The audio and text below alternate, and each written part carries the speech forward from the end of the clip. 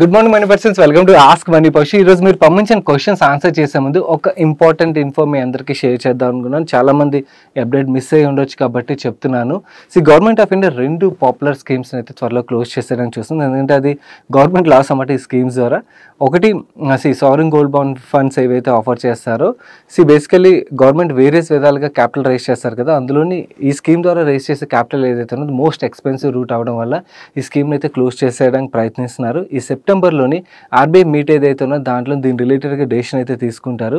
So ఒకవేళ close చేసే ముందు ఒక ట్రంచ్ ఏదైనా ఆఫర్ చేద్దామని చెప్పి ఆలోచనతో ఒక ట్రంచ్ ఆఫర్ చేసినట్టయితే మాత్రం డెఫినెట్లీ మిస్ అవ్వకుండా, ఎవరికైతే గోల్డ్లో ఎలోకేషన్ లేదు, ఎలోకేషన్ తీసుకోవాలనుకున్నారు అండ్ లాక్ ఇన్ పర్లేదు అనుకున్న వాళ్ళకి మాత్రం definitely it's a very good scheme. ఆపర్చునిటీని అయితే మిస్ అవ్వదు. ఈవెన్ మనం సెకండరీ మార్కెట్లో కూడా ట్రై చేయొచ్చు. చాలా మందికి ఐడియా ఉండకపోవచ్చు స్కీమ్ క్లోజ్ అయిపోతుందని చెప్పి. లిక్విడిటీ కావాల్సిన వాళ్ళు డీమ్యాట్ అకౌంట్ ద్వారా సెకండరీ మార్కెట్లో కూడా సెల్ చేస్తుంటారు అనమాట. మీకు అక్కడ ఏమైనా దొరికినా కూడా మంచి ప్రైస్లోని, that is also good option to check. ఎందుకంటే మంచి స్కీమ్ ఇది. ఓకే, స్కీమ్ అయితే క్లోజ్ చేసేస్తారు డెఫినెట్లీ, ఎందుకంటే గవర్నమెంట్కి ఇది లాస్ మేకింగ్ స్కీమ్ అని చెప్పి అర్థమైపోయింది కాబట్టి. సెకండ్, ఇంకొకటి మహిళా సమ్మాన్ సేవింగ్ సర్టిఫికేట్ ఏదైతే ఉన్నదో ఉమెన్ పేరు మీద డిపాజిట్ చేయొచ్చు అన్నమాట 2 లక్షల రూపాయల వరకు. సో ఈ స్కీమ్ని కూడా క్లోజ్ చేసేస్తున్నారు. ఈ స్కీమ్ క్లోజర్ అనౌన్స్మెంట్ ఆల్రెడీ వచ్చింది 31 మార్చ్ 2025 తర్వాత. ఈ స్కీమ్ని అయితే కంటిన్యూ చేయదలుచుకోవట్లేదు అన్నట్టు చెప్తున్నారు. ఎవరైతే 2 ఇయర్స్లో డబ్బులు కావాలనుకుంటారో, అంటే లెట్స్ సే 2 ఇయర్స్లో ఏదైనా ఫీజు కట్టడానికి కానీ లేకపోతే ఏదైనా ఫైనాన్షియల్ గోల్కి రిక్వైర్మెంట్ ఉన్నది, ఆ డబ్బులు 2 ఇయర్స్ కంటే మనం ఈక్విటీలో పెట్టలేం కదా, దట్టు కరెంట్ మార్కెట్ కండిషన్లో అయితే ఈక్విటీలో అస్సలు పెట్టకూడదు. అలాంటప్పుడు ఈ స్కీమ్ బెనిఫిట్ అయితే డెఫినెట్లీ బాగానే ఇస్తుంది అలాంటి వాళ్ళందరికీ. ఎందుకంటే 7.5% అది కూడా కాంపౌండింగ్ క్వార్టర్లీ అవుతుంది అన్నమాట. సో 7.5 కన్నా కూడా ఎక్కువగానే మీకు ఇంట్రెస్ట్ వచ్చే ఆస్కారం ఉంటుంది. సో మీ ఇంట్లో ఉమెన్ నుండి 2 ఇయర్స్ తర్వాత మీకు ఏదైనా ఫైనాన్షియల్ గోల్ ఉన్నట్టయితే మాత్రం ఈ స్కీమ్ని అయితే తప్పకుండా ఉపయోగించుకోవడానికి ప్రయత్నించండి. అండ్ దీని రిలేటెడ్ ఇన్ఫర్మేషన్ మన వాళ్ళకి చాలామంది తెలిసి ఉండకపోవచ్చు. మీ ఫ్యామిలీ మెంబర్స్ కూడా ఈ 2 స్కీమ్స్ క్లోజ్ అయిపోతున్నాయి, వాటి యొక్క బెనిఫిట్స్ తీసుకోమని చెప్పి అవేర్నెస్ అయితే తప్పకుండా స్ప్రెడ్ చేయండి. ఇప్పుడు మీరు పంపించిన క్వశ్చన్స్ చూసేద్దాం. ఆ నెక్స్ట్ క్వశ్చన్ గంగా భవానీ గారు పంపించారు. I'm a home maker. I have been following our channel from 2020. Thanks for sharing financial knowledge. My question is regarding Epigral. Is it worth studying company? My key takeaways from recently announced quarterly results and presentation. Company's revenues has increased from both quarter-on-quarter basis and year-on-year basis. Company is increasing their CPPC raisings and alage CPVC compound capex recently, and they are claiming that chloroton value chain is going to commission from H225 onwards. Debt also decreased from previous quarter. Company is in transition towards derivatives and specialty chemicals. Increase their revenue 53% in specialty chemicals from 48%, and capacity utilization is 83%. Am I missing anything? Please guide me. Fantastic work అండి, చాలా బాగా చేశారు. నేను మీకు కొన్ని points అయితే add చేస్తాను. First thing, ఈ కంపెనీకి మేజర్గా గ్రోత్ ఎక్కడి నుంచి వస్తుందో మనం అర్థం చేసుకోవాలంటే రియల్ ఎస్టేట్ ఇండస్ట్రీలోని ఏదైతే మైల్డ్ స్టీల్ నుంచి సిపివిసి పైప్స్ వైపు మూవ్ అవుతున్నారు, దాంతో సిపివిసి పైప్స్ ఒక డిమాండ్ బాగా పెరుగుతుంది కదా. సో అక్కడ వీళ్ళకి మంచి గ్రోత్ అయితే వస్తుంది. అందుకనే అక్కడ వీళ్ళు కెపాసిటీస్ని అయితే యాడ్ చేసుకుంటూ వెళ్తున్నారు. ఈవెన్ నెక్స్ట్ 1 ఇయర్లో కూడా వీళ్ళ కెపాసిటీ 75,000 crores నుంచి 1.5 lakh ton per annumకి అయితే, అంటే ఆల్మోస్ట్ డబుల్ చేయనట్టుగా అయితే ఎక్స్పెక్టేషన్స్ అయితే ఉన్నాయి. అండ్ ఈ క్లోరోటోలిన్ ప్లాంట్ ఏదైతే ఉన్నదో ఇది Q2 ఫైనాన్షియల్ 25 కమిషన్ అవుతుందని చెప్తున్నారు కదా. దాని రిలేటెడ్గా నెక్స్ట్ కపుల్ ఆఫ్ మంత్స్లోని డౌన్ స్ట్రీమ్ డెరివేటివ్స్ ఏవైతే ఉన్నాయి, క్లోరోటోలిన్ ఒక డౌన్ స్ట్రీమ్ డెరివేటివ్స్ రిలేటెడ్గా కూడా వీళ్ళు 250 crores క్యాపెక్స్ అనౌన్స్ చేయొచ్చు అని కూడా ఎక్స్పెక్టేషన్స్ అవుతున్నాయి. రీసెంట్గా వేరే అనలిస్టులు అయితే ప్లాంట్ విజిట్ చేసి వాళ్ళ రిపోర్ట్స్ బయటకు రావడం ఇవన్నీ నేను చదివాను. అది చదివితే దొరికిన డేటా పాయింట్స్ అయితే ఇది. అండ్ ఇన్ఫ్యాక్ట్ చాలామంది అనలిస్టులు ప్లాంట్ విజిట్ తర్వాత పాజిటివ్ కామెంటరీ కూడా ఇస్తున్నారు. అండ్ వీళ్ళ ఎగ్జిస్టింగ్ ప్లాంట్ ఏదైతే ఉందో దానికి ఎగ్జాక్ట్లీ 1 kilometerలోని కంపెనీకి ఇంకొక 100 acre ల్యాండ్ పార్సెల్ ఉన్నట్టుగా చెప్తున్నారు. సో అక్కడ అడిషనల్ క్యాపెక్స్ ఏదైతే చేయబోతున్నారో అదంతా కూడా అక్కడ జరగబోతున్నట్టుగా అయితే రిపోర్ట్స్ అయితే వస్తున్నాయి. ఎపిగ్రల్ మేనేజ్మెంట్ ఒక స్మార్ట్నెస్ ఏంటంటే ఎంఎన్సి కెమికల్ కంపెనీస్ ఒక డామినెన్స్ ఏ ప్రొడక్ట్లు అయితే ఉన్నదో వీళ్ళు అక్కడ ప్లే చేయబోతున్నారు అన్నమాట. ఇంపోర్ట్ సబ్స్టిట్యూట్ గేమ్ అన్నమాట ఎంటైర్లీ. అంటే మన ఇండియాలోనే ఆ ప్రొడక్ట్స్ వీళ్ళు సప్లై చేయగలుగుతున్నారు అనుకోండి, ఇంపోర్ట్ సబ్స్టిట్యూట్ కింద వీళ్ళకి అడ్వాంటేజ్ అయితే దొరుకుతుంది కదా. సో ఎక్కడైతే ఎంఎన్సి కెమికల్ కంపెనీస్ ఒక డామినెన్స్ ఉన్నదో సేమ్ దాన్ని రెప్లికేట్ చేసేస్తున్నారు ఇక్కడ. సేమ్ ఆ ప్రోడక్ట్లను అయితే వీళ్ళు దించుతున్నారు అన్నమాట. That's where they are growing really good. అందుకని చూసినట్టయితే మిగిలిన కెమికల్ కంపెనీస్తో కంపేర్ చేస్తే రీసెంట్ టైంలోని వీళ్ళ పర్ఫార్మెన్స్ బాగుంది అండ్ స్టాక్ ప్రైస్లో కూడా మనకి గ్రోత్ అయితే కనబడుతుంది. సో ఓవరాల్గా చూసినట్టయితే కంపెనీ పరంగా నాకు కనబడుతున్న పాజిటివ్స్ అయితే ఇవ్వండి. ఓన్లీ థ్రెట్ ఏంటంటే నెక్స్ట్ 3 to 4 yearsలో Reliance or Adani groups CPVC సెగ్మెంట్లోకి ఎంటర్ అవుతారని అయితే ఎక్స్పెక్టేషన్స్ ఉన్నాయి. వాళ్ళు ఎంటర్ అయిన తర్వాత మార్కెట్ని ఎలా డిస్రప్ట్ చేస్తారు అన్నది చూడాల్సి ఉన్నది. బట్ రస్ట్ మనం చూసినట్టయితే నెక్స్ట్ 3 to 4 years వరకు అయితే మాత్రం మోస్ట్ ఆఫ్ ద పాజిటివ్ ఫ్యాక్టర్సే కంపెనీ పరంగా అయితే కనబడుతున్నాయి. బట్ రియలీ నైస్ వర్క్ అండి. My next question, Avinash garu adugutunnaru. Hi Sagar, thanks for the knowledge sharing for viewers. My question is, I want to open a FD of 2 lakh rupees as I need this money for next year only. So when I search for bank interest rates, small finance banks like Ujjivan and Jana are giving 8% plus interest rate for 15 months FD. Banks like HDFC Canara are giving only 7 to 7.25%. Is it safe to open FD in small finance bank? Hi అండి, okay, మీరు 2 lakhs అంటున్నారు కాబట్టి risk అయితే ఉండదు. 5 lakhs వరకు మనకి deposit insurance scheme ఉంటుంది కాబట్టి వరి అవ్వాల్సిన పని లేదు. అండ్ కాకపోతే స్మాల్ ఫైనాన్స్ బ్యాంక్స్లో ఓపెన్ చేసినప్పుడు నా సజెషన్ ఏంటంటే మల్టిపుల్ బ్యాంక్స్లో ఓపెన్ చేయడానికి ప్రయత్నించండి. సో దట్ రిస్క్ని కూడా డైవర్సిఫై చేసుకున్నట్టు అవుతుంది. అండ్ దట్టు లిస్టెడ్ కంపెనీస్లోనే ఇన్వెస్ట్ చేయడానికి ప్రయత్నించండి. ఎందుకు లిస్టెడ్ కంపెనీస్ మాత్రం అంటే లిస్టెడ్ కంపెనీస్ యొక్క ఫైనాన్సెస్ మనకు ముందుగానే తెలుస్తుంటాయి కదా. ఒకవేళ వాళ్ళ ఎన్పిఎస్ అవి అబ్నార్మల్గా పెరుగుతున్నాయి అనుకోండి, మన డిపాజిట్ మనం ముందుగానే తీసుకునే వెసులుబాటు కూడా ఉంటుంది, మనకు ఆ క్లారిటీ ఉంటుంది. కాబట్టి లిస్టెడ్ కంపెనీస్ అండ్ అలాగే మల్టిపుల్ స్మాల్ ఫైనాన్స్ బ్యాంక్స్లో మనం స్ప్రెడ్ చేసేయడం వుడ్ బి బెటర్ ఆప్షన్ అవుతుంది. అండ్ ఇన్వెస్ట్ చేయడం వల్ల స్మాల్ ఫైనాన్స్ బ్యాంక్స్లో పెద్ద తలనొప్పి లేదు. నౌ మల్టిపుల్ బ్యాంక్స్లో ఇన్వెస్ట్ చేయాలంటే ప్రాబ్లం ఏంటంటే ఈ స్మాల్ ఫైనాన్స్ బ్యాంక్స్ యొక్క బ్రాంచెస్ ఎక్కడెక్కడో ఉంటాయి కదా. ఇంతకు ముందు వరకు మనకి ఆన్లైన్ ఆప్షన్ ఉండేది కాదు, బట్ ఇప్పుడు ఆన్లైన్ ఆప్షన్స్ కూడా వచ్చాయి. ఈరోజు మన వీడియో ఒక పార్ట్నర్ స్టేబుల్ మనీ ఏదైతే ఉన్నదో, ఈ స్టేబుల్ మనీ యాప్ ద్వారా మనం ఇంట్లో కూర్చొని ఆన్లైన్లోని వేరియస్ బ్యాంక్స్ యొక్క ఎఫ్డీస్ అన్నీ కూడా కంపేర్ చేసుకుని, ఈవెన్ ఎన్బిఎఫ్సీలు కూడా ఉంటాయి, అవన్నీ కంపేర్ చేసుకుని మనకు నచ్చిన చోట మనం అయితే ఇన్వెస్ట్ చేసుకోవచ్చు. సో నా చాయిస్ ఏంటంటే ఎన్బిఎఫ్సీస్ కన్నా కూడా బ్యాంక్స్ని ప్రిఫర్ చేయండి, ఎందుకంటే అక్కడ మనకి డిపాజిట్ ఇన్సూరెన్స్ స్కీమ్ ఉంటుంది కాబట్టి. అండ్ కరెంట్లీ చూసినట్టయితే listed small finance bank and Suryoday small finance bank యాప్లోని సీనియర్ సిటిజన్స్కి 9.1% ఇంట్రెస్ట్ అయితే ఆఫర్ చేస్తుంది. అండ్ రెగ్యులర్ వాళ్ళకి 8.65% హైయెస్ట్ ఇంట్రెస్ట్ రేట్ అయితే నాకు కనబడుతుంది. నువ్వు ఇక్కడ last time stable money related మాట్లాడినప్పుడు కొంతమంది వ్యూవర్స్ దగ్గర నుంచి వచ్చిన క్వశ్చన్ ఏంటంటే యాప్ మీద రిలయబిలిటీ ఏంటని. మన డబ్బులు యాప్ దగ్గర ఉండవు, మన డబ్బులు బ్యాంక్ దగ్గర ఉంటాయి అన్నమాట. App just mediator. మనం మ్యూచువల్ ఫండ్స్ ఇన్వెస్ట్ చేసేటప్పుడు కూడా వేరే యాప్స్ని యూస్ చేస్తాం కదా, డబ్బులు యాప్ దగ్గర ఉండవు. అవన్నీ కూడా మ్యూచువల్ ఫండ్ కంపెనీకి ఎలాగైతే వెళ్ళిపోతాయో ఈ స్టేబుల్ మనీ యాప్ కూడా సిమిలర్ వేలోనే ఆపరేట్ చేస్తుంది అన్నమాట. మనం ఏదైతే డిపాజిట్ చేస్తామో ఆ డబ్బులు డైరెక్ట్గా ఆ బ్యాంక్ ఏదైతే మనం సెలెక్ట్ చేసుకుంటే ఆ బ్యాంక్లో డిపాజిట్ అవుతుంది. అండ్ ఒకవేళ విడ్రా చేసుకోవాలన్నా కూడా విడ్రా చేసుకుంటే 1 working డేలో మనకి క్రెడిట్ అయితే ఇస్తామని చెప్తున్నారు. నాకు కరెంట్లీ ఎఫ్డీ యొక్క ఇంట్రెస్ట్ రేట్లు పీక్ సైకిల్లో ఉన్నాయి కదా, ఇక్కడ నుంచి ఇంట్రెస్ట్ రేట్లు తగ్గే ఆస్కారం ఉన్నది. కాబట్టి ఎవరైనా కూడా హైయర్ రేట్స్లో వాళ్ళ మనీని లాక్ చేసుకోవాలనుకున్నట్టయితే ఈ హైయర్ రేట్స్లో లాక్ చేసుకోవడం would be the best option అవుతుంది. సో మనం హైయెస్ట్ ఇంట్రెస్ట్ రేట్ తీసుకుంటూ మన రిస్క్ని డైవర్సిఫై చేయడం గురించి అని చెప్పి వేరియస్ బ్యాంక్స్ని ఫిజికలీ విజిట్ చేయలేకుండా యాప్ ద్వారా చేసేయచ్చు. సో ఆ ఫ్లెక్సిబిలిటీ అయితే మనకు దొరుకుతుంది. You can try this app. మీకు కింద డిస్క్రిప్షన్లో కామెంట్ సెక్షన్ లింక్ ఉంచుతాను. ఫస్ట్ 500 యూజర్స్ ఎవరైతే ఉంటారో వాళ్ళు 200 రూపీస్ అమెజాన్ వౌచర్ కూడా ఇస్తామని చెప్తున్నారు. వౌచర్ కన్నా కూడా యాక్చువల్లీ ఫ్లెక్సిబిలిటీ గురించి అయితే యూజ్ చేసుకోవచ్చు అన్నమాట. ఎవరికైతే రిక్వైర్మెంట్ ఉన్నదో స్టేబుల్ మనీ యాప్ని అయితే యూజ్ చేయడానికి ప్రయత్నించండి. మన నెక్స్ట్ క్వశ్చన్ చూసే ముందు స్మాల్ రిమైండర్ గైస్, వీడియోలో షేర్ చేసిన ఇన్ఫర్మేషన్ మీకు హెల్ప్ఫుల్ అవుతుంది అనిపించినట్టయితే వీడియోని తప్పకుండా లైక్ చేయడం అయితే మర్చిపోకండి. అండ్ మీకు కూడా ఏదైనా క్వశ్చన్ మమ్మల్ని అడగాలనిపించినట్టయితే మిగిలిన వ్యూవర్స్ ఎలాగైతే #AskMoneyPerson అని చెప్పి కంటిన్యూస్గా రాసి వాళ్ళ క్వశ్చన్ రాస్తున్నారు, మీరు కూడా అలా రాసినట్టయితే మీ క్వశ్చన్స్ మాకు రీచ్ అవుతాయి. మా నెక్స్ట్ క్వశ్చన్ యొక్కమాన్ హ్యాండిల్ నుంచి వచ్చింది. Is it right time to enter మిక్ ఎలక్ట్రానిక్స్? యాక్చువల్లీ ఈ కంపెనీ సర్వే అయిందని కూడా నాకు మీరు క్వశ్చన్ రాసే వరకు తెలియదండి. ఎందుకు ఇలా అన్నానంటే ఈ కంపెనీతోని నా early stage of investing career ఏదైతే ఉన్నదో దాంతో ఒక లింక్ ఉన్నది. ఇనీషియల్ స్టేజ్లోని అందరిలాగే నేను కూడా టీవీ ఛానల్ ఏవైతే టిప్స్ వస్తుంటాయో ఆ టిప్స్ చూసి ఇన్వెస్ట్ చేయడం స్టార్ట్ చేసేవారు అనమాట. అవే మల్టీ బ్యాగర్లు అయిపోతాయన్న ఆలోచనతో.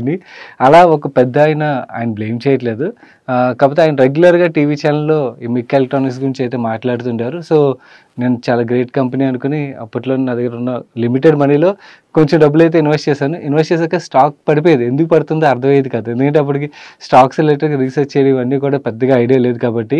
కానీ పడుతున్నా కూడా వెయిట్ చేసేవాడిని. దాని తర్వాత స్టాక్ అయితే నేను కొన్న తర్వాత 50-60% పడిపోయింది. ఇంకా పడిపోద్దేమో అని చెప్పి లాస్ బుక్ చేసుకుని అయితే వచ్చేసాను. అండ్ దాని తర్వాత నుంచి కంపెనీ ఇంకొక 5-6 years తర్వాత చూస్తే యాక్చువల్లీ స్టాక్ సింగిల్ డిజిట్లోకి అయితే వెళ్ళిపోయింది. సో దాని తర్వాత కంపెనీ కూడా క్లోజ్ అయిపోయి ఉంటుంది. 2-3 ఎకనామిక్ సైకిల్స్ వచ్చాయి కదా అని చెప్పి అనుకున్నాను. కానీ మీరు పంపించే ఒక సరదా చూద్దాం పైసల్లో ఉన్నదా లేకపోతే నిజంగా బతుకున్నదా, కంపెనీ క్లోజ్ అయిపోయిందని చూసేసరికి స్టాక్ ఏకంగా 80 రూపీస్లో అయితే ట్రేడ్ అవుతున్నది. ఏం జరిగింది సడన్గా ఎంతలా పెరిగిపోవడం కారణం ఏంటని చూసేసరికి రీసెంట్గా ఎన్సీఎల్టీ ద్వారా ప్రమోటర్ చేంజ్ ఆఫ్ హ్యాండ్స్ జరిగినట్టుగా అయితే మనకి క్లియర్లీ అర్థమవుతుంది. దీంతో ఇంట్రెస్టింగ్ అనిపించి యాన్యువల్ రిపోర్ట్ తీసాను. యాన్యువల్ రిపోర్ట్ తీసేసరికి వీళ్ళు రైల్వేది ఏదైతే సిగ్నలింగ్ అండ్ అలాగే డిజిటల్ బోర్డ్స్ ఇవన్నీ కూడా ముందు కూడా చేసేవారు అనమాట. సో ఆ బిజినెస్ కంటిన్యూ అవుతుంది. అది మాత్రమే కాకుండా ఈవీ ఛార్జర్ బిజినెస్లో కూడా ఎంటర్ అవుతున్నట్టుగా అయితే యాన్యువల్ రిపోర్ట్లో రాశారు.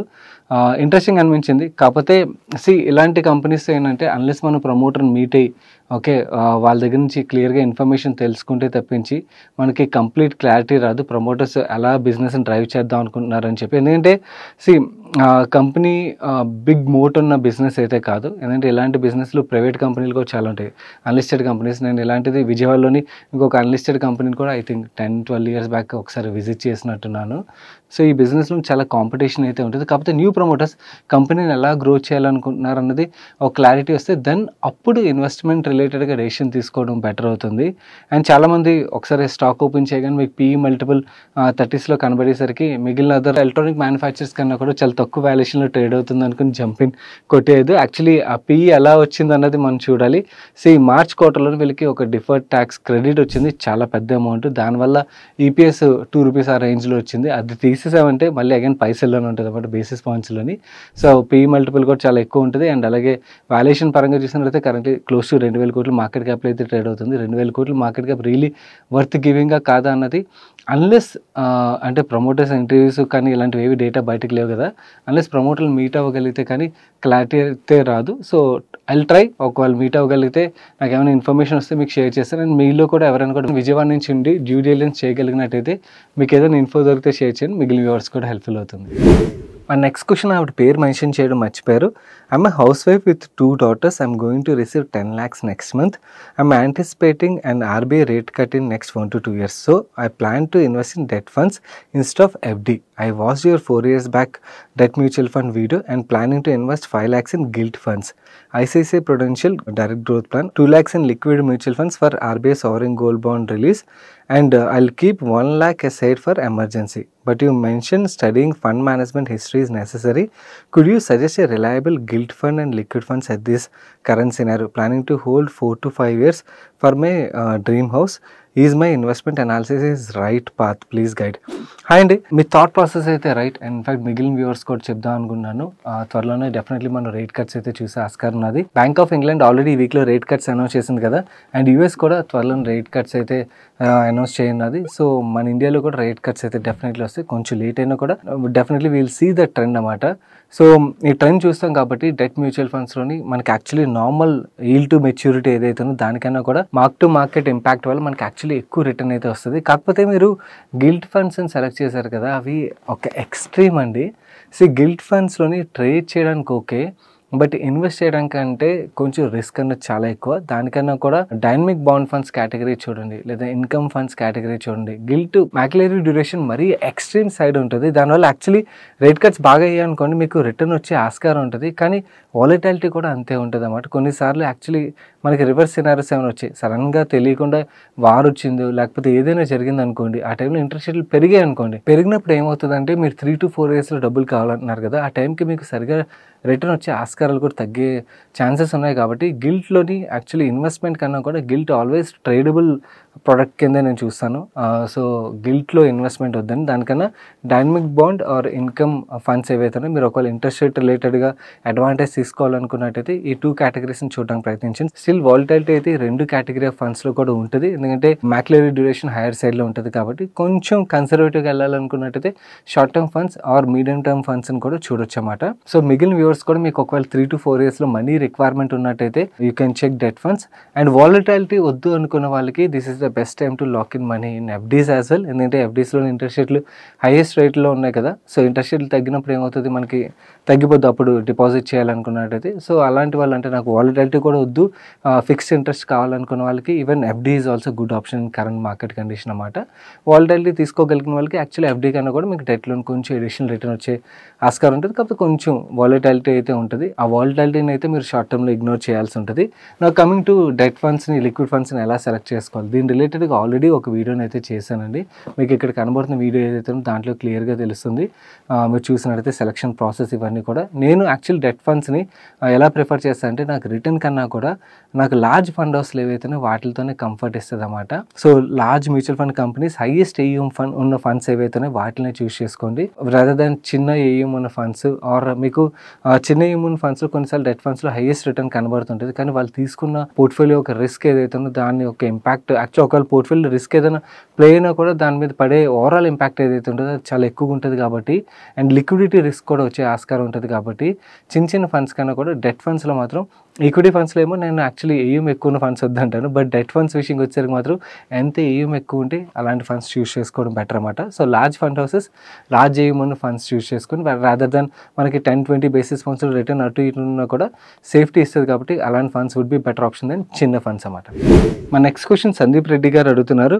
Please share your view on Raymond. I recently found out that Raymond has 3 businesses, fashion business, real estate business, aerospace and auto ancillary business, and all 3 businesses are profitable and they are going to demerge their real estate business to unlock the value. Stock is trading at a good PE, fundamentals looks good but has seen a good run up and it is also volatile at sometimes. Your view on the stock.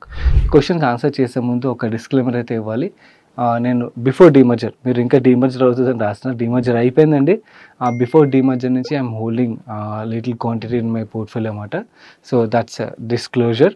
Now coming to business పరంగా మాట్లాడాలంటే ఇప్పుడు ఏదైతే company list అయి ఉన్నదో reality business రిలేటెడ్గా కానీ వాళ్ళ engineering business రిలేటెడ్గా కానీ నా సజెషన్ ఏంటంటే ఒకసారి వాళ్ళు జూన్ క్వార్టర్లోని ఒక పీపీటీని రిలీజ్ చేశారు. ఒకసారి ఆ పీపీటీని చూడండి, చూస్తే మీకు యాక్చువల్లీ బిజినెస్ రిలేటెడ్గా ఉన్న ఆపర్చునిటీ గురించి అర్థమవుతుంది. రియాలిటీలోని మ్యాసివ్ ఆపర్చునిటీ అయితే ఉన్నది. ఈవెన్ ఇంజనీరింగ్ బిజినెస్లో కూడా చాలా మంచి ఆపర్చునిటీ అయితే ఉన్నది అండ్ బిజినెస్ని బాగా గ్రో చేస్తున్నారు. లైఫ్ స్టైల్ బిజినెస్ అయితే త్వరలో లిస్ట్ ఉన్నది. లిస్ట్ అయిన తర్వాత దాని గురించి మాట్లాడుకోవచ్చు. ఎగ్జిస్టింగ్ బిజినెస్ పరంగా చూడాలంటే మాత్రం definitely both are good businesses and they are growing good. కాకపోతే వీ ఆల్ నో ప్రమోటర్ కొంచెం షూడ్ ప్రమోటర్ అయినా కూడా షేర్ హోల్డర్కి వెల్త్ క్రియేట్ చేసినప్పుడు why should we worry about it. So నా సజెషన్ ఏంటంటే ప్రెజెంటేషన్ మీకు ఇప్పుడు స్క్రీన్ మీద చూపిస్తున్నాను చూడండి. ఈ ప్రెజెంటేషన్ ఒకసారి చూడండి, చూస్తే యాక్చువల్ మీ కంపెనీ రిలేటెడ్ కంప్లీట్ క్లారిటీ అయితే వచ్చేస్తుంది. ఈరోజు సండే ఫండే సజెషన్ విషయంకి వచ్చేసరికి ఒక అమేజింగ్ బయోపిక్ని అయితే సజెస్ట్ చేస్తాను. చాలామంది చూసి ఉండకపోవచ్చు, ఎందుకంటే దీని రిలేటెడ్గా పెద్దగా ఏం న్యూస్ వినబడి ఉండదు.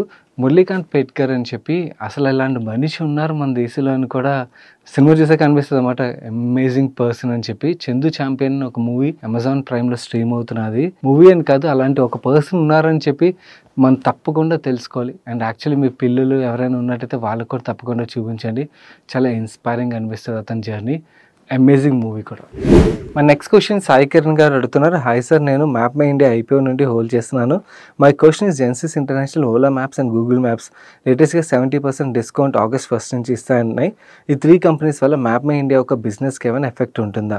ఈ టైంలో నేను ఎగ్జిట్ కాల్ తీసుకోవడం మంచిదా? Please answer my question. Hi Sai Kiran గారు, ఎస్, లేటెస్ట్ డెవలప్మెంట్స్ అయితే అందరికీ తెలియాలి. రీసెంట్గా గూగుల్ బెంగళూరులో ఒక మీట్ అనౌన్స్ చేసి most of the APS offer చేసే ప్రైస్ ఏదైతే ఉన్నదో ఇండియన్ డెవలపర్స్కి దానికన్నా 70% డిస్కౌంట్ వీళ్ళు ఆఫర్ చేస్తామని చెప్తున్నారు. దట్టు ఓఎన్డీసీతో కొలాబరేట్ ఓఎన్డీసీ డెవలపర్స్ ఎవరైతే ఉంటారో వాళ్ళకైతే 90% డిస్కౌంట్లో ఆఫర్ చేస్తామని చెప్తున్నారు. ఈ 1 ఆగస్ట్ నుంచి అయితే ఈ ఆఫర్స్ అయితే రన్ చేస్తున్నట్టుగా గూగుల్ మ్యాప్ అయితే అనౌన్స్ చేసింది. అండ్ ఇప్పటివరకు వీళ్ళు ఫీజుని డాలర్స్లో కలెక్ట్ చేసేవారు, దాన్ని రూపీస్లో కలెక్ట్ చేస్తామని కూడా అనౌన్స్ చేశారు. యాక్చువల్లీ వీళ్ళు ఈ అనౌన్స్మెంట్ చేయడానికి రీజన్ ఉన్నది ఏంటంటే ఓలా మ్యాప్స్ రీసెంట్గా లాంచ్ చేసింది కదా. లాంచ్ చేసినప్పుడు భావేష్ అగ్రవాల్ యాక్చువల్లీ ఈ బిజినెస్ మొత్తం డిస్టర్బ్ చేయడం కోసం అని చెప్పి ఆయన ఏం అనౌన్స్ చేశారంటే 1 year పాటు ఓలా మ్యాప్స్ని ఫ్రీగా ఆఫర్ చేయనట్టుగా ఆయన అనౌన్స్ చేశారు. సో దానివల్ల గూగుల్ మ్యాప్స్ ఒక బిజినెస్ మీద ఇంపాక్ట్ పడుతుంది కాబట్టి వాళ్ళు ప్రైస్ కట్ ఈ డిస్కౌంట్స్ అవి ఆఫర్ చేయాల్సి వచ్చింది. దీనివల్ల మ్యాప్ మై ఇండియా ఒక బిజినెస్ మీద ఇంపాక్ట్ పడుతుంది అంటే yes, Map My India services తీసుకునే స్మాల్ ఎంటర్ప్రైజెస్ ఎవరైతే ఉంటారో వాళ్ళు మ్యాప్ మై ఇండియా బదులు ఈ 2 సర్వీసెస్కి ప్రిఫర్ చేయొచ్చు, ఎందుకంటే వాళ్ళకి కాస్టింగ్ సబ్స్టాన్షియల్లీ రెడ్యూస్ అవుతుంది కదా. కాకపోతే మ్యాప్ మై ఇండియాకి బిజినెస్ ఆపర్చునిటీ తగ్గిపోద్దా అంటే లాంగ్ టర్మ్లో మాట్లాడుకోవాలంటే నో కాదు. ఎందుకంటే Map My India has its own moat and అలాగే వీళ్ళు ప్రొడక్ట్స్ రిలేటెడ్గా కూడా ఎప్పటికప్పుడు ఇన్నోవేషన్ అయితే తీసుకొస్తూ వస్తున్నారన్నమాట. అండ్ అలాగే వీళ్ళ దగ్గర ఉన్న డేటా కానీ ఇండియన్ గవర్నమెంట్ తీసుకొచ్చిన పాలసీస్ ఏవైతే ఉన్నాయో అవన్నీ కూడా మన ఇండియన్ మ్యాప్ కంపెనీస్ ఏవైతే ఉన్నాయో వాళ్ళకి బెనిఫిట్ అన్నమాట. మ్యాప్ మై ఇండియాకు ఉన్నంత డేటా మిగిలిన other map company Indian company దగ్గర లేదు కాబట్టి ఫస్ట్ అడ్వాంటేజ్ అయితే మ్యాప్ మై ఇండియాకి అయితే రానున్నది. అండ్ అలాగే government government of India recent బడ్జెట్లో కూడా ఏవైతే అనౌన్స్మెంట్స్ చేశారో దానివల్ల యాక్చువల్లీ మ్యాప్ బిజినెస్కి అయితే చాలా డిమాండ్ అయితే పెరగనున్నది. సో ఓవరాల్ వీళ్ళు ట్యామ్ ఏదైతే ఉన్నదో అంటే టోటల్ అడ్రసబుల్ మార్కెట్ ఏదైతే ఉన్నదో అది ఇంక్రీజ్ అవుతూ వస్తున్నది అన్నమాట. సో బిజినెస్ ఆపర్చునిటీ పరంగా వీళ్ళకి గవర్నమెంట్ నుంచి వచ్చే బిజినెస్ ఏదైతే ఉన్నదో అదే మ్యాసివ్ ఆపర్చునిటీగా మనం చూడొచ్చు. ఎంటర్ప్రైజెస్ బిజినెస్ కూడా ఇంపార్టెంటే, కాకపోతే అక్కడైతే కొంచెం వరకు ఇంపాక్ట్ పడుతుంది డెఫినెట్లీ. ఎస్పెషల్లీ స్మాల్ ఎంటర్ప్రైనర్స్ ఎవరైతే ఉంటారో వాళ్ళ దగ్గర నుంచి అయితే ఇంపాక్ట్ ఉంటే ఆస్కారం ఉన్నది. ఆటో సైడ్ అంటారా, ఆటో సైడ్ వీళ్ళకి ఆల్రెడీ టైఅప్స్ ఉన్నాయి అండ్ అలాగే వీళ్ళు అక్కడ ఆటో ఇండస్ట్రీకి సెట్ అయ్యే ప్రొడక్ట్స్ కూడా లాంచ్ చేశారు. సో ఇన్నోవేషన్ డెఫినెట్లీ వీళ్ళకి అంటే క్లయింట్ని రీటైన్ చేయడానికి అయితే హెల్ప్ చేస్తుంది. అంటే పెద్ద పెద్ద క్లయింట్స్ ఎవరైతే ఉన్నారో వాళ్ళు ఓన్లీ ప్రైస్ మాత్రమే చూడరు కదా, ప్రొడక్ట్ మోట్ ఇవన్నీ కూడా చూస్తారు. కాబట్టి అక్కడైతే మ్యాప్ మై ఇండియాకి అడ్వాంటేజ్ ఉన్నది. కాకపోతే వాల్యుయేషన్స్ అంటారా, వాల్యుయేషన్స్ అయితే ఆల్వేస్ ఎక్స్పెన్సివ్ సైడ్లోనే ట్రేడ్ అవుతున్న స్టాక్ ఇది, ఎందుకంటే ఈ మోట్ ఉండడం వల్ల. సో లాంగ్ టర్మ్ ఇన్వెస్టర్ అయితే పానిక్ అవ్వాల్సిన అవసరం లేదు, ఎందుకంటే ట్యామ్ పెరుగుతుంది కాబట్టి. బట్ షార్ట్ టర్మ్లో అయితే మాత్రం డెఫినెట్లీ పెయిన్ ఉండే ఆస్కారం ఉన్నది. మా నెక్స్ట్ క్వశ్చన్ ఆరిఫ్ గారు అడుగుతున్నారు. I have invested total of 5.5 lakhs till today. In Motilal Oswal Mid Cap Fund, I have invested 1.25 lakh. ICICI Prudential Manufacturing Fund, I have invested 1.25 lakh. SBI Contra Fund 75,000 rupees. Con Small Cap Fund 75,000 rupees. Motilal Oswal Gold and Silver ETF 75,000 rupees. And 75,000 rupees I have invested in PPF. Please suggest is this portfolio allocation is good or not. I want to invest further 6,000 rupees in each of this fund as a SIP for next 20 years. Can I achieve 5 crores corpus? My age is 36 years and my spouse age is 32 years. Please pick my question. Okay, Arif గారు మీరు share చేసిన numbers ఏవైతే ఉన్నాయో ఎక్సెల్లో పెట్టి చూపిస్తాను. First observation on your portfolio, well diversified portfolio అండి. You did a good job on diversification part.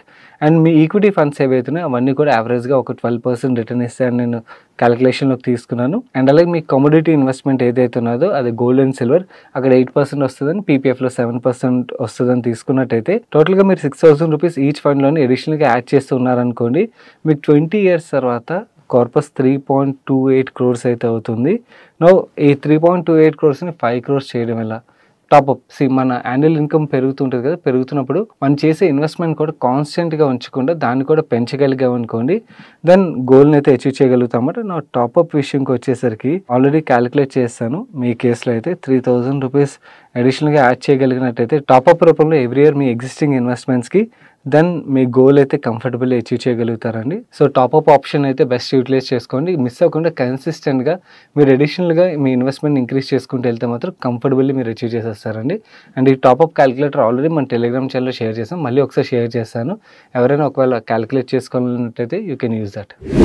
మా నెక్స్ట్ క్వశ్చన్ ప్రణీత్ సాయి గారు అడుగుతున్నారు. ఎల్టీసీజీ యొక్క ట్యాక్సేషన్ 12.5% గవర్నమెంట్ ఇంక్రీజ్ చేసింది కదా, ఫ్యూచర్లో ఎల్టీసీజీని 20% కూడా గవర్నమెంట్ ఇంక్రీజ్ చేయొచ్చు. ఒకవేళ ఇలా ఇంక్రీజ్ చేసుకుంటూ వెళ్ళినట్టయితే మన మ్యూచువల్ ఫండ్ అండ్ స్టాక్స్లో ఏదైతే లాంగ్ టర్మ్ కోసం ఫైనాన్షియల్ గోల్స్ కోసం ఇన్వెస్ట్ చేస్తున్నామో అది రైట్ ఇన్వెస్ట్మెంట్ అవుతుందా? Can we achieve our financial goals after 20 years with this type of taxation? Very good question అండి. రీసెంట్ టైంలోని గవర్నమెంట్ ట్యాక్స్ పెంచిన తర్వాత చాలామందికి ఈ డౌట్ అయితే రావచ్చు. నా వ్యూ నేను మీకు షేర్ చేస్తాను, దాన్ని బట్టి మీరు డెసిషన్ తీసుకోవచ్చు. ఈక్విటీ ఎలాంటి అసెట్ క్లాస్ అంటే, ఈక్విటీలోకి ఇన్ఫ్లోస్ వచ్చాయనుకోండి ఎకానమీకి చాలా పాజిటివ్ ఫ్యాక్టర్ అయితే ప్లే చేస్తుంది. ఎందుకంటే కంపెనీస్ డబ్బులు వస్తే కంపెనీలు బిజినెస్ని బాగా గ్రో చేస్తే వాళ్ళు ఎక్కువగా ట్యాక్స్ కడతారు. అలా గవర్నమెంట్కి ఇన్కమ్ రావడం మాత్రమే కాకుండా ఎంప్లాయ్మెంట్ జనరేట్ అవుతుంది. ఎంప్లాయ్మెంట్ జనరేట్ అయినట్టయితే వాళ్ళు ఎక్కువగా ఎకానమీలో స్పెండ్ చేస్తారు. వాళ్ళు స్పెండ్ చేసినట్టయితే అగైన్ అది పాజిటివ్ ఎకనామిక్ సైకిల్ అయితే క్రియేట్ అవుతుంది కదా. సో ఈక్విటీలోకి అందుకని గవర్నమెంట్ ఆఫ్ ఇండియా ఎప్పుడు కూడా ఇన్ఫ్లోస్ వెళ్ళాలనే పుష్ చేస్తుంది అన్నమాట, అట్రాక్టివ్గా ఉంచడానికే పుష్ చేస్తుంది. ఇప్పుడంటే బుల్ మార్కెట్ ఉన్నది కాబట్టి ఈక్విటీలోకి ఇన్ఫ్లోస్ అయితే ఆటోమేటిక్గా వస్తున్నాయి. కానీ ఒక్కసారి సైకిల్ ఎండ్ అయితే మీకు అసలు అర్థమవుతుంది మన బేర్ మార్కెట్ వచ్చిన తర్వాత ఎంతమంది ఈక్విటీలో ఇన్వెస్ట్ చేస్తారు అండ్ ఎగ్జిస్టింగ్ ఇన్వెస్టర్స్లోని ఎంతమంది ఉంటారు అన్నది. సేమ్ ఇలా ఉండదు కండిషన్స్. ఇలా ఉన్నప్పుడు టాక్సేషన్ అలా ఇష్టం వచ్చినట్టుగా పెంచుకుంటూ అయితే వెళ్ళిపోవడం కావద్దు. And in fact government of India కూడా ఆల్వేస్ మిగిలిన అదర్ అసెట్ క్లాసెస్తో కంపేర్ చేసి ఈక్విటీని కొంచెం అట్రాక్టివ్గా ఉంచడానికే ప్రయత్నిస్తారు. సో ఈక్విటీ ఒక టాక్సేషన్ ఆల్వేస్ మీకు మిగిలిన అసెట్ క్లాసెస్తో కంపేర్ చేసినట్టయితే కొంచెం అట్రాక్టివ్గా అయితే ఫ్యూచర్లో కూడా ఉండబోతుంది అన్నమాట. అండ్ ఇంకొక విషయం మాట్లాడుకుందాం. నార్మల్లీ ఒక మిడిల్ క్లాస్ పర్సన్ తను ఒక 40,000 50,000 నెలకు సంపాదిస్తున్నాడు, 25,000 what ever the amount. So ₹1,00,000 లోపల సంపాదిస్తున్న వాళ్ళు ఎంతమంది ఓకే రియల్ ఎస్టేట్లో కూడా డబ్బులు వస్తాయి. ఈక్విటీలో ఎలాగైతే వెల్త్ జనరేట్ అవుతుందో రియల్ ఎస్టేట్లో కూడా జనరేట్ అవుతుంది. కాకపోతే రియల్ ఎస్టేట్లో మనకి ఎప్పుడు బాగా జనరేట్ అవుతుంది? ఆల్రెడీ ఇప్పుడు పెరిగిపోయిన గచ్చిబుల్లో కొంటే మనకి వెల్త్ జనరేట్ అవుతుందా, లేకపోతే ఇంకా పెరిగిన లొకేషన్స్ని ఐడెంటిఫై చేసి మనం ఇన్వెస్ట్ చేసి ఒక 10-20 సంవత్సరాలు వెయిట్ చేస్తే మనకు వెల్త్ క్రియేట్ అవుతుందా? ఓకే. మనం అందరికన్నా ముందే ఐడెంటిఫై చేసి అక్కడ ఇన్వెస్ట్ చేస్తే అప్పుడు కదా real wealth creation, multibagger wealth creation real ఎస్టేట్‌లో జరుగుతది. నో అలా చేయాలంటే ఒక కామన్ మిడిల్ క్లాస్ పర్సన్ అదే 25-1 లాక్ లోపల ఇన్‌కమ్ సంపాదించే వాళ్ళు ఎంతోమంది వాళ్ళు హై టికెట్ సైజ్‌లోని ల్యాండ్స్ కొని వాటిని అలా వదిలే కెపాసిటీ ఉన్నది. చాలా తక్కువ మందికి ఉంటది కదా! సో, అందుకని ఈక్విటీ యాస్ ఎ అసెట్ క్లాస్‌లోని గోయింగ్ డేస్‌లో కూడా మనకి ఇన్‌ఫ్లోస్ అయితే కన్సిస్టెంట్‌గా పెరుగుతాయి. ఎందుకంటే దీన్ని టీనా ఎఫెక్ట్ అంటారనమాట. There is no alternative. Okay. ఎందుకంటే రియల్ ఎస్టేట్ కాస్ట్‌లు మనకు ప్రీవియస్‌గా 1-2 డెకేడ్స్ ముందుతో కంపేర్ చేసినట్టయితే చాలా సబ్స్టాన్షియల్ ఇన్‌కమ్ పెరిగిన దానికన్నా కూడా ఈ కాస్ట్‌లు పెరిగిపోవడంతోని చాలా మందికి అఫోర్డబిలిటీ అన్నదే కష్టమవుతుంది. దాంతోని వేరే అదర్ ఇన్‌స్ట్రుమెంట్స్ ఏవీ లేవు. ఇంతలా రిటర్న్ ఇవ్వగలిగినవి. సో, అందుకని ఈక్విటీలోకి ఇన్‌ఫ్లోస్ అయితే వస్తాయి. And equity is one of the best asset class మన ఫైనాన్షియల్ ఫ్రీడమ్‌ని అచీవ్ చేయడానికైతే యూజ్ చేయడానికి. టాక్స్ ఇప్పుడుతో కంపేర్ చేసినట్లయితే ఫ్యూచర్‌లో పెరగొచ్చు. లేదా ఇంతే ఉండొచ్చు. We don't know. Nobody knows that. Tax పెరుగుతది కదా అని చెప్పి ప్రొడక్ట్‌ని మంచి రిటర్న్ ఇచ్చే ప్రొడక్ట్ అండ్ ఈజీ ఫ్లెక్సిబిలిటీ ఇచ్చే ప్రొడక్ట్‌ని ఇగ్నోర్ చేయడం అనేది కరెక్ట్ కాదన్నది నా వ్యూ. ప్రెజెంట్ ఉన్న కండిషన్‌లో అయితే ఈక్విటీని మించి ఓకే ఆల్టర్‌నేట్ బెస్ట్ ప్రొడక్ట్ లేదు అన్నది నా వ్యూ. ఎందుకంటే దీంట్లో ఉన్న ఫ్లెక్సిబిలిటీ అంటే చిన్న టికెట్‌తో కూడా మంత్లీ గ్రాడ్యువల్లీ ఇన్వెస్ట్ చేసే ఫ్లెక్సిబిలిటీ కానీ, లేకపోతే లిక్విడిటీ కావాలన్నప్పుడు ఎప్పుడు కావాలంటే అప్పుడు ఎంత కావాలంటే అంత లిక్విడిటీ ఇచ్చి అండ్ మంచి రిటర్న్ ఇచ్చే ప్రొడక్ట్ నాకు తెలిసి వేరే అదర్ అసెట్ క్లాస్ ఏదీ లేదు. సో, నా పరంగా చూసినట్టయితే ఇప్పటికి కూడా equity is the best asset class to achieve our financial freedom అండి. So, that's it for today's ask money per show guys. ఎవరైతే ఆన్‌లైన్‌లో ఎఫ్‌డీలో ఇన్వెస్ట్ చేద్దాం అనుకున్నారో స్టేబుల్ మనీ యొక్క లింక్స్‌ని కింద కామెంట్ సెక్షన్‌లో ఉంచుతాను. సో, ఈజీగా మీ మొబైల్ నుంచి మల్టిపుల్ బ్యాంక్స్‌లో ఎఫ్‌డీ అయితే చేసుకోండి. అండ్ అలాగే వాళ్ళు అమెజాన్ గిఫ్ట్ వౌచర్ ఏదైతే ఇస్తున్నారో ఫస్ట్ 500 యూజర్స్‌కి you can utilise that to. And ఈ వీడియో నచ్చి మీ ఫ్రెండ్స్ అండ్ ఫ్యామిలీ మెంబర్స్‌కి హెల్ప్‌ఫుల్ అవుతుంది అనిపించినట్టయితే వాళ్ళకి తప్పకుండా షేర్ చేయండి. నేను సాయి కృష్ణ పత్రి మరొక మంచి వీడియోతో మీ ముందుకు వస్తాను. Till then bye bye, take care.